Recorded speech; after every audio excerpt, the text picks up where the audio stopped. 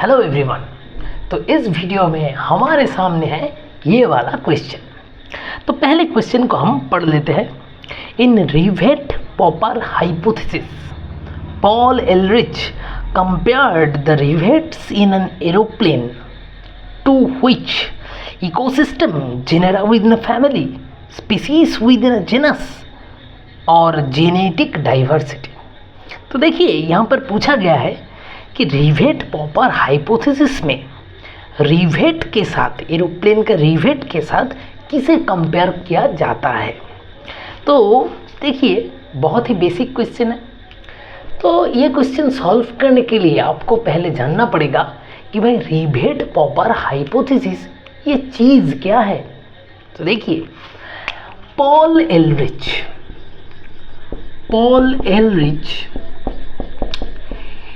he is an very famous German scientist.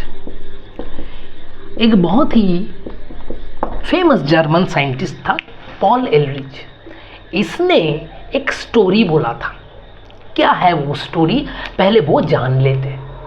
मान लीजिए एक एरोप्लेन है, ठीक है, कोई भी एक एरोप्लेन है और उस एरोप्लेन का सबसे छोटा पार्ट क्या होता है आपको पता है? कोई भी एरोप्लेन का सबसे छोटा सा पार्ट क्या होता है?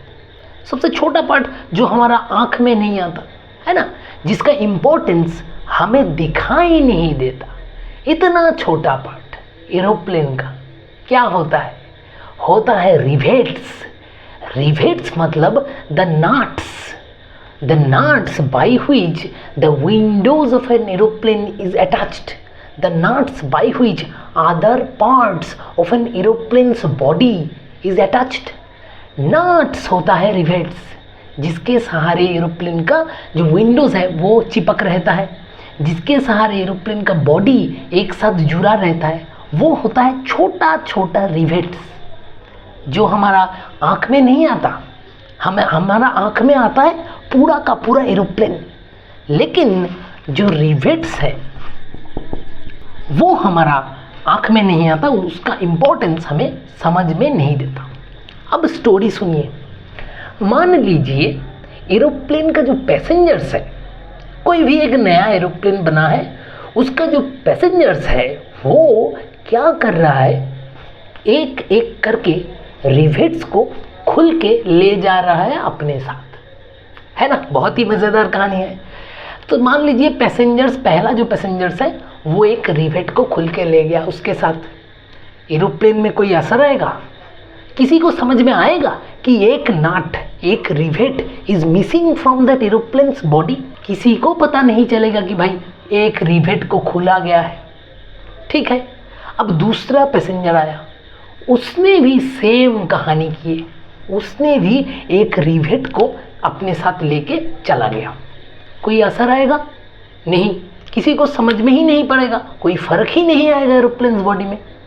अब ऐसा करते करते तीसरे जो पैसेंजर है और बाकी सब जो पैसेंजर है, सब एक एक करके रिवेट्स अपने साथ लेके चला जा रहा है।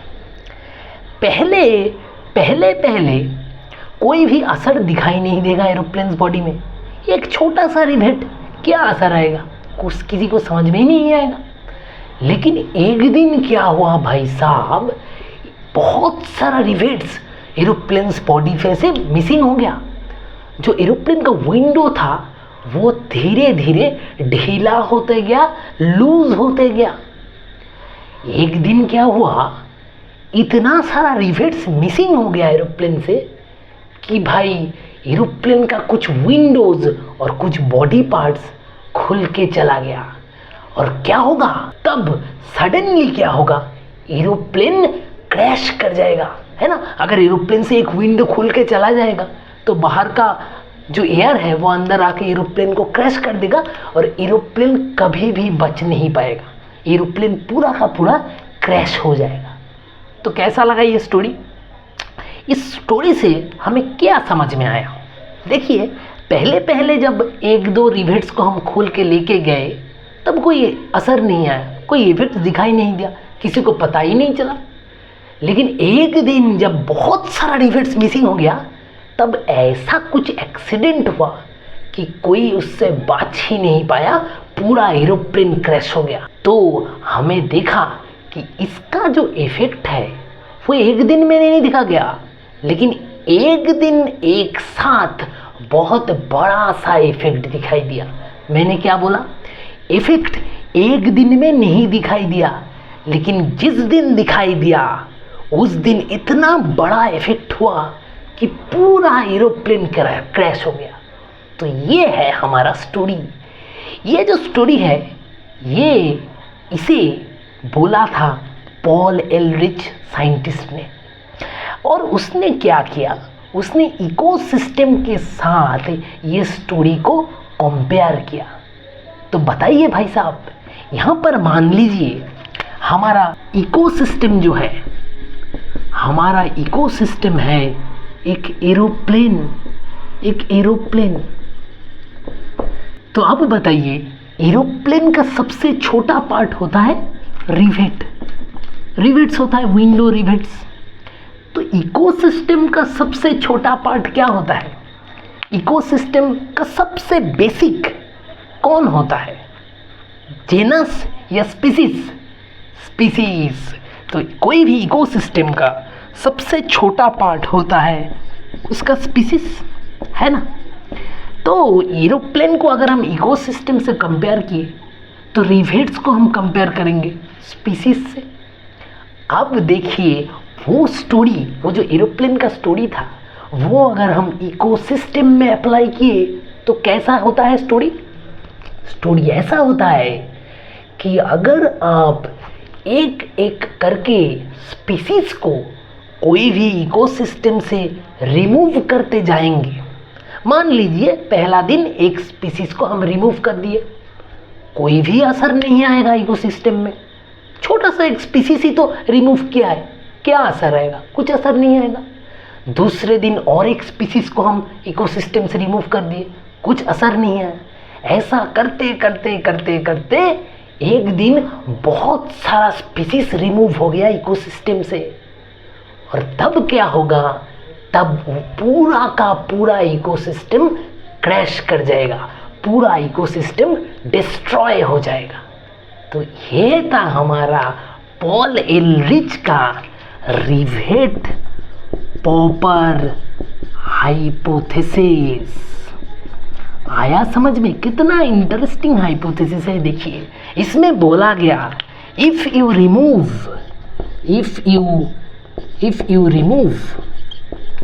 one species from an ecosystem slowly हम एक एक स्पीसीज को अगर रिमूव करते जाएंगे, then one day will come, एक दिन ऐसा आएगा जिस दिन पूरा इकोसिस्टम कोलैप्स कर जाएगा, पूरा इकोसिस्टम डिस्ट्रॉय हो जाएगा, ऐसा एक दिन आएगा। तो ये था हमारा रिवेट पॉपर हाइपोथेसिस। आया समझ में? अब ये दिमाग में रखते हुए चलिए थोड़ा ऑप्शंस की तरफ चलते हैं। ऑप्शंस में देखिए हमें रिवेट्स को कंपेयर करना है। एरोप्लेन का रिवेट्स को हम किसके साथ कंपेयर करेंगे? एरोप्लेन का सबसे छोटा पार्ट है रिवेट, तो इकोसिस्टम का सबसे छोटा पार्ट है भाई स्पीसीज, है ना। तो क्या होगा हमारा आंसर?